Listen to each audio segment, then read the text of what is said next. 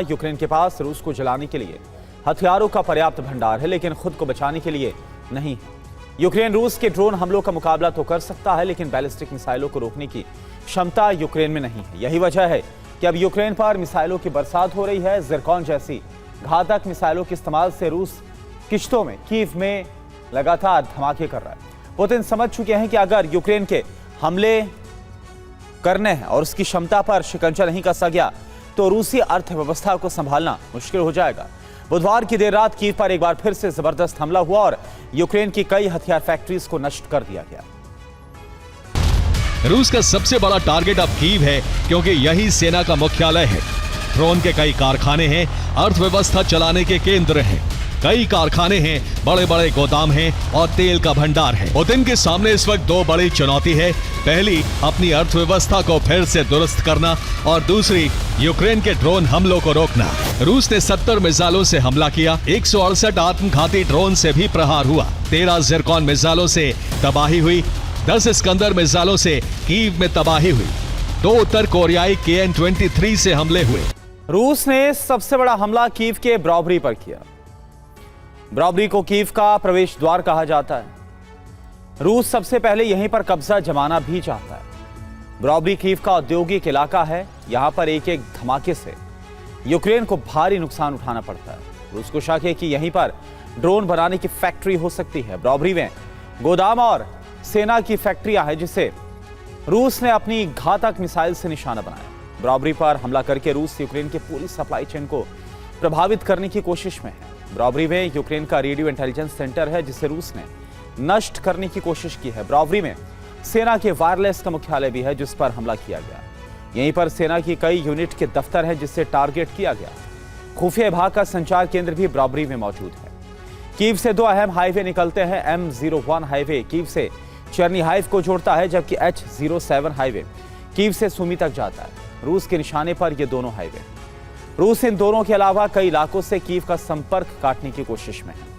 रूस का मकसद कीव से सप्लाई को रोकना है। दोनों हाईवे को हमले में नुकसान हुआ। रूस यूक्रेन के तेल ठिकानों को भी टारगेट कर रहा है। ब्रॉबरी में तेल डिपो पर हमला किया गया है। रूस ने यूक्रेन का तेल भंडार नष्ट किया है। मिसाइल हमले के बाद कई तेल टैंकर्स में आग लग गई। रूस ने यूक्रेन के एंटोनोव रिपेयर प्लांट पर हमला किया। यहां पर विमान निर्माण और मरम्मत का सेंटर है। यहां सैन्य विमानों की मरम्मत भी होती है। यूक्रेन की सरकार विमान कंपनी का सबसे बड़ा केंद्र यही है।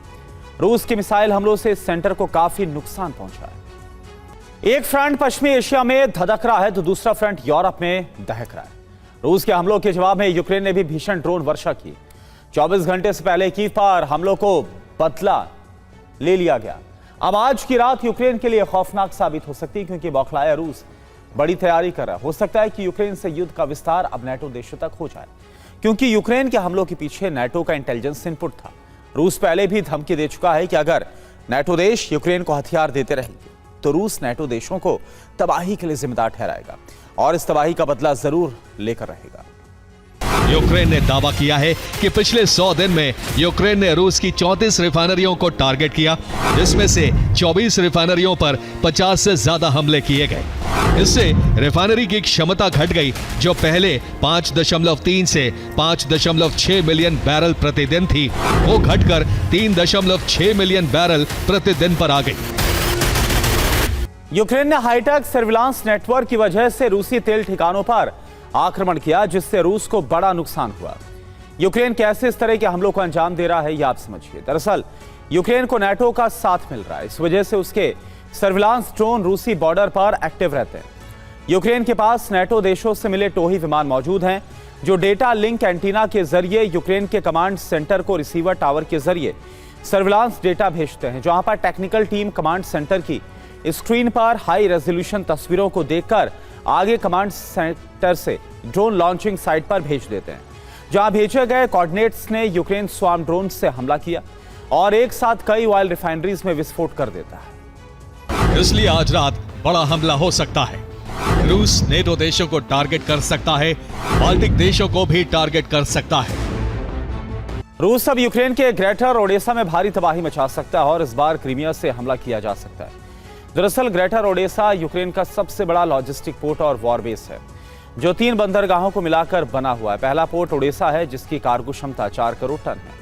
दूसरा पोर्ट चोर्नोमॉर्स्क है जिसकी कार्गो क्षमता 2.5 करोड़ टन है। तीसरा पोर्ट है पिवदेनी जिसकी कार्गो क्षमता 2 करोड़ टन है। ये पूरा तटीय इलाका ग्रेन साइलो हब है जहां से यूक्रेन के 90% कृषि उत्पादों का निर्यात होता है। अगर रूस ने हमला करके इसे तबाह कर दिया तो अनुमानित तौर पर यूक्रेन को रोजाना 668 करोड़ का नुकसान हो सकता है।